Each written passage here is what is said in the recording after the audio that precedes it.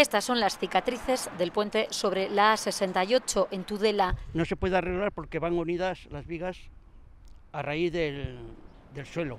Entonces tienen que quitarlo. A falta del informe de los técnicos, las graves consecuencias que se evidencian han obligado a cortar el tráfico, tanto el que pasa por debajo en la A68 como el que transita por encima en la Nacional 121C, la que une Tudela con Tarazona. No hay todavía la solución técnica definitiva.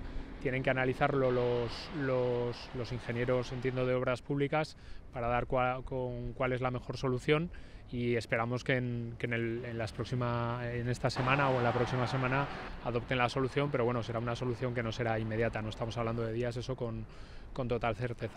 Sobre el puente está Nacional, uno de los accesos más importantes de Tudela, ya que une la capital ribera con el Hospital Reina Sofía. El puente está dañado y obviamente hasta que el puente no esté reparado, y para eso pasarán unas cuantas semanas, pues no vamos a poder solventar ese problema, pero bueno, gracias a Dios pues tenemos vías alternativas que ya te digo, yo creo que con una duración no muy prolongada en el tiempo, bueno, pues se puede acceder con facilidad.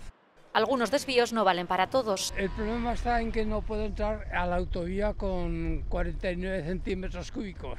Aunque desde 1 kilómetro antes se advierte de que la carretera está cortada, esta mañana se han vivido momentos de desconcierto. Ante las dudas hemos visto incluso a coches circular en dirección contraria. El propio alcalde atendía a algunos vecinos que preguntaban cómo llegar al hospital. Pues es que los carteles están haciéndolo.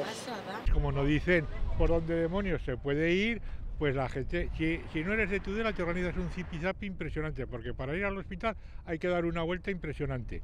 Y la gente no lo sabe, claro, y en fin, un desastre. En unos días se decidirá cómo reparar el puente. Mientras tanto, la circulación, tanto por debajo como por encima, está prohibida, aunque sí se puede utilizar para uso peatonal.